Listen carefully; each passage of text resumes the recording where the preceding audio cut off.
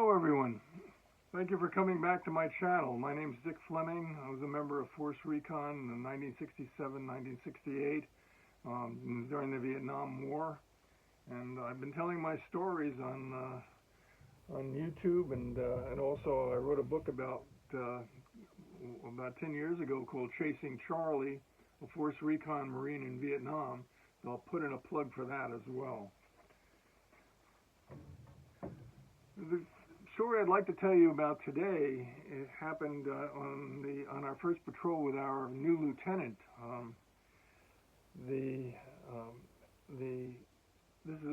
Up until now, all of the patrols that I had been on were led by sergeants who really had their shit together. They knew what they were doing, but we never went out with an officer before. And I don't know even why we went out with an officer this time, but he was assigned to our team. And unfortunately, he and I didn't get together, didn't really get along from the get-go, it seemed to me. I don't know the reason for it, whether a clash of personalities or whatever. But I described one of the problems I had with him in a previous video, when this was really only the second or third time that I'd met him, and the first time that I'd gone out on a patrol with him. And so we had a briefing with him, and he described that we'd be doing a standard mission, an observation mission, on a hilltop that was overlooking a plain, a deep plain, maybe a mile across, where a previous team had spotted some movement. So the idea was that we would continue to observe, and it would be a piggyback mission, which meant that the previous team which had described the enemy movement would be coming in and meeting with us, and actually they would be coming down and be waiting to be extracted, and we came in, took their place, waiting to be inserted. So there's a big piggyback, a kind of a hopscotch motion. One team would be extracted, and the other team would be coming in to take their place. That had its pluses and minuses, and I won't go into them right now. But we did it fairly frequently. We did a piggyback motion, a movement like that. In any case, we would be taking their place on a small hill overlooking this wide plain of down below, and seeing if we could get some more information about enemy movement in the area. So the team consisted of myself, the lieutenant, Bo would be running point, Truman was backup. There was a medic that came in from another team because our medic had left. We hadn't had a replacement medic, and he was coming in from another team to take our medic's place. And then there was Moose, who was running communications, running the radio. So we got our gear together, and normally we went down to the LZ. And the first thing we did was fire our weapons and made sure that everything was clear and they worked properly. We never touched them after we test fired them. And we at the LZ we waited for the bird to come in. It was pretty informal with most of with Sergeant Tom and the other sergeants that I went with. But in this case, when we got down to the LZ, the lieutenant wanted to inspect everybody first. So after we fired our weapons, he had us line up in the hot sun, waiting to be inspected. So we were standing there with our gear on, and he was looking at our rifles and tugging at our straps. And he came to me, and he had me take my cap off, my cap and my bush cap. And he said, "Fleming, you need to get your hair cut the same as mine. You're a disgrace with your hair like that." Well, my hair was really, now it's a disgrace because I haven't had it cut in a while. But it wasn't that bad. The Marine Corps haircut was what they call high and tight. tight because it was shaved on the side and had a little tuft of hair in the middle, like a mohawk. And in fact, that's what it was designed to look like. That's what the paratroopers during World War II had done. They had a tuft of hair down the center. Everything else was shaved, and they had camouflage paint on, and they looked like Indians in war paint. And that supposedly would scare the Germans, because they were apparently afraid of the Indians. Whether or not that was true or not, whether they were afraid of them or not, or maybe it made any difference, or just served to set the paratroopers apart as a unique group, I have no idea. But in any case, he pointed to his haircut, which was his head was completely shaved, and he had taken a bandana, a green bandana, and wrapped it around his head, around it like a sweatband, tied it in the back. Rambo hadn't been invented yet, but he looked a lot like Rambo. He was a great big raw-boned guy. he looked tough, and he had that bandana wrapped around his head. Looked even tougher. Well, you can walk the walk and talk the talk, but actually, when it comes down to leading a patrol in the jungles of Vietnam, you better know your shit. And he hadn't proven himself to me yet. He hadn't proven himself to anybody yet. He had only been on one patrol, one previous patrol, in which he was sort of observing another team as they went on a mission. He had never been in combat before. But in any case, the birds came in, the C-46s, and we trottled aboard, and we took off and flew toward our objective. This entire mission didn't go well from the get-go. When we were approaching our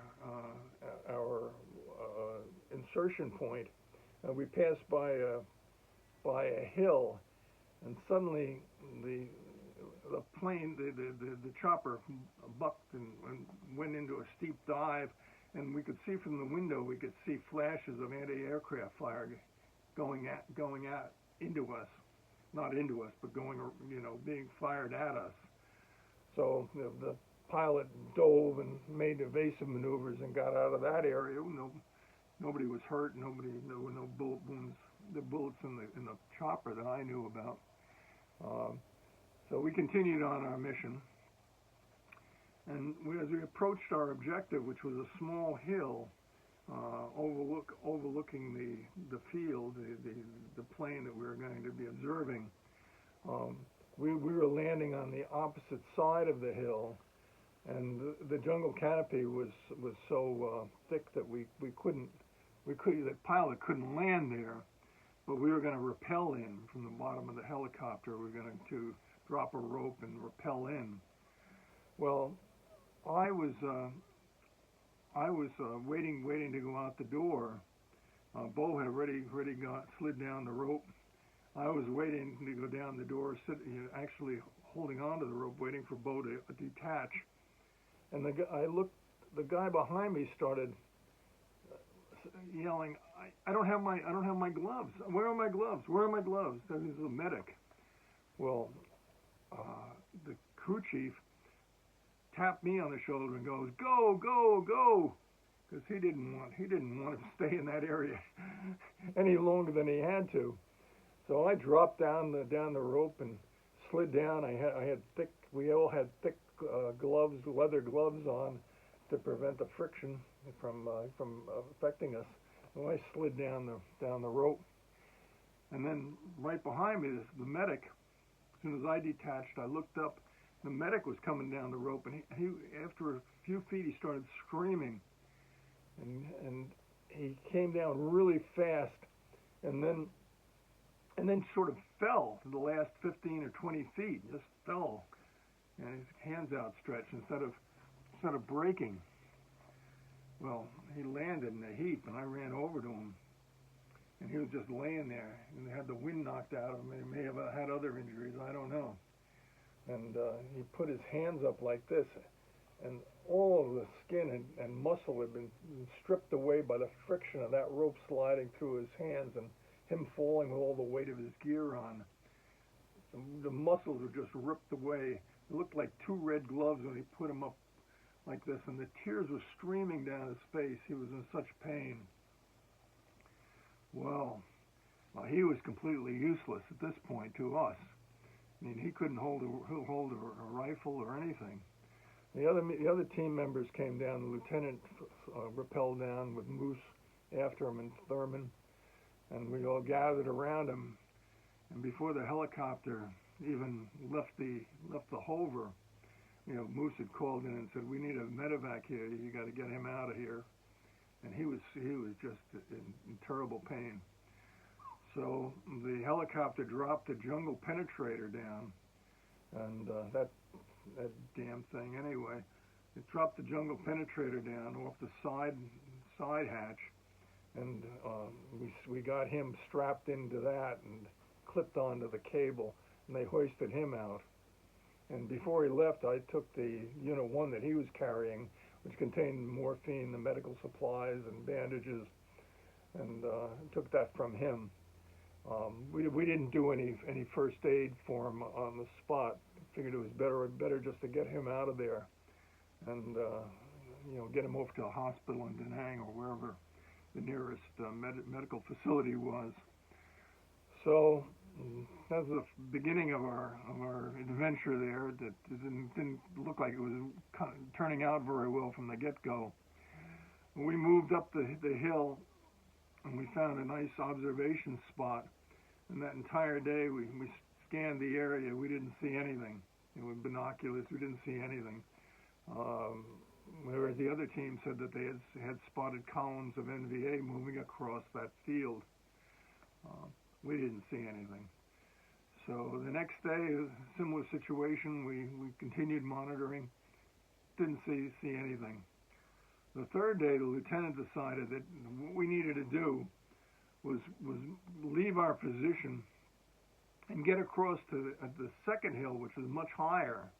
We could see further, and that's where he thought we would be able to spot the NVA. Well, I didn't like that idea because we'd have to cross this plain to get to it. Either that or hike for miles around it.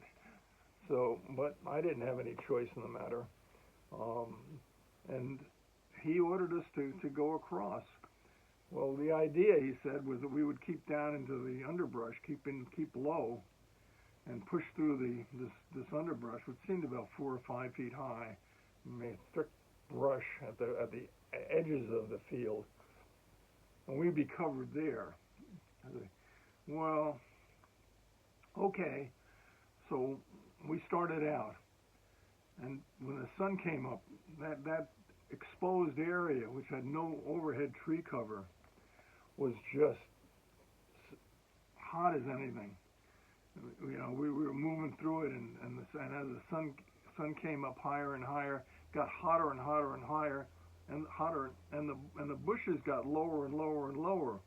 And in the center of this field, this plain, there was just rocks and some shrubs, here and there, but there was no real cover whatsoever.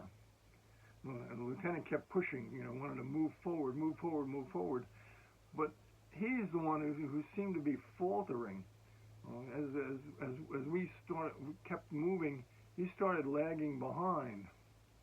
Well, and then finally he called a halt to us in the middle of the field there. We got down behind the rocks and we went through some water, got some water and everything, and I looked over the lieutenant, and his face was just bright red, and he was sweating like anything. And I asked him, I said, "Sir, are you okay?" And he looked at me, he's kind of annoyed. He goes, yeah, I'm okay. Like, what are you asking me for? I'm okay. Well, okay. So I took a couple swigs of my canteen, and we sat there for about 10 minutes. The next time I looked over at him, his face was completely white, and he had stopped sweating. And I had basic medical knowledge from advanced infantry training, and from what I had picked up, and I knew that heat stroke or sunstroke would be deadly. And when you stop sweating, that's one of the signs. You're pale and you stop sweating. I mean, you could go into a coma with that. It could kill you. So I called Mar over and I said, geez, the lieutenant doesn't look good. Mar walks up, crawls over to him and says, "Sir, you okay? You want to be extracted?" He looked up and his eyes were glassy and he goes, "No." Whether or not that meant no, he wasn't okay, or no, he didn't want to be extracted, I don't know. Because he really mumbled his words. And with that, we noticed that his bladder had let go, and he had wet himself. He had peed himself. He just couldn't control his bladder. And Mar said, you got to get him out of here. Got to get him to call a med-evac, and he called Moose to get a med-evac. And Truman goes, "Yeah, we should all be we should all go at the same time." And that was a good suggestion, because we were running low on water. Now we're down 2 people in our team. Instead of 6, we had 4. And we're in the middle of this exposed area, baking in the middle of nowhere. Well, the same helicopter, turned out that originally put us in, that same crew came down and landed, and we carried the lieutenant into the back of the chopper. And we were all expecting to go in with him, be extracted with him. But Moose is on the phone and with the headquarters, and they told us to keep going with the mission, to finish the mission. Well, finish the mission, we were in pretty bad shape ourselves, but orders are orders. We got out of the chopper, which is now anybody could have seen the chopper come in. The NVA could have been looking at that, and so we got off the chopper and we started moving again. And I can't help but think, that the reason the lieutenant, had gotten this heat stroke is because he wasn't wearing a bush hat. He was trying to look cool with his bandana, and the whole top of his head he's shaved, and the sun beating down on a bare head like that. No wonder why he got heat stroke. But anyway, so we continued moving, and after a while, the heat was just too hot for us, too bad. We stopped, doused ourselves with water, and just sat down in the rocks there where we were concealed to some extent, and sat there and baked. The heat just radiated off of the rocks. We couldn't move any further. It was just impossible. It was like being in an oven. And I found a small bush, maybe about 3 feet high, and the small bush cast a little shadow, and I followed that bush around as the sun turned for that entire day, trying to keep in the shade of that little tiny bush. And it probably saved my life, because I wasn't feeling that hot that well myself. It was so tremendously hot, and we were all running out of water. And Truman kept on saying to Moose, I kept on telling you before we left the chopper with the lieutenant to ask him for some water or some ice. And at the time, Moose had just pushed him aside because he was busy talking on the radio to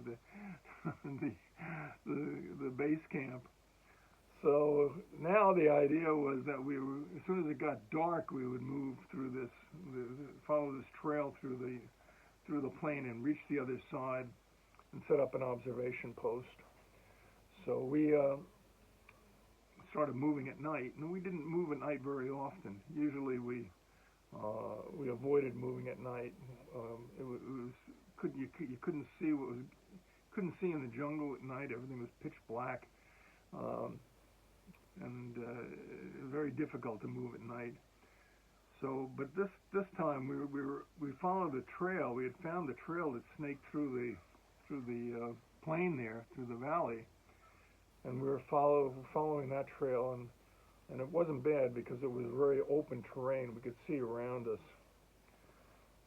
And that was the last, I remember moving along the trail, and that was the last thing I remember for quite a while, because whatever happened, I was blown off a rock by an explosion that sent me flying through the air.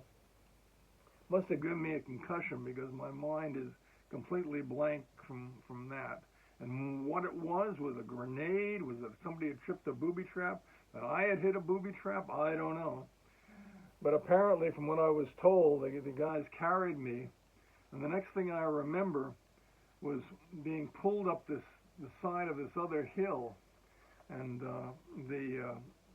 I remember looking down, and I was carrying M79, and all the rounds were just pouring out of my satchel because the whole bottom part of the satchel had been blown to pieces, and all those rounds were tumbling along the ground. And I remember him being more concerned about that than I was about myself. I kept on saying, "Get those rounds, get those rounds, I'm losing those rounds." Probably they said to me, "Oh, you shut the hell up." That's probably what they said, but they pulled me up, and we got apparently to a level area, and the team said that they had been followed. Told me later that they heard movement behind them, and they thought we were followed after the explosion. They said they hadn't returned fire because at the time, we tried to avoid engaging whenever possible, and they had nothing to shoot at, so they didn't want to fire back indiscriminately and give away our position. So I was laying there. I could feel pain in my knee and my leg from the shrapnel, and I had the Unit 1. I had morphine. They gave me morphine from those little ampules, little glass ampules. They marked a big M on my forehead, showing that they had given me morphine. And they called in for a med-evac, but the med-evac couldn't get there until the following morning. That was the idea. They would get there the following morning. But they did call in Puff the Magic Dragon, which was a plane with a Gatling gun on it. Basically, it fired thousands of rounds, and the plane circled all night long around our position, firing and keeping anybody who was following us away from us. And I remember in my drugged and confused state, looking up at the rounds coming out of Puff the Magic Dragon, which looked like streams of light coming down all around as they circled around our position. And I remember feeling how grateful I was that all of this was being done on my behalf. But of course, I was all drugged up. And the following day, the chopper came in, and they were able to land on top of the second mountain, and everyone was extracted, including me. And of course, when they put me down on the inside the plane, there was a medic there, and the first thing he did was just rip off the bandages that the team had placed around my leg to stop the bleeding. And that was the most painful thing that occurred when he got in there and just tore those bandages off. Trying to do a good thing, I guess, but it really hurt when he did that. And so they flew me directly to Cameron Bay, where the hospital was, and I guess the rest of the team went back to their base. But it wasn't one of the mission. Couldn't have gone worse from our perspective. Well, I guess it could have gone worse, but it wasn't the most successful of our missions, to say the least. And so I ended up in Cameron Bay, and I'll tell you a story about the hospital there in another video. I hope you enjoyed this one. If you did, please subscribe to the channel and click the like button. and hopefully I'll see you in another video.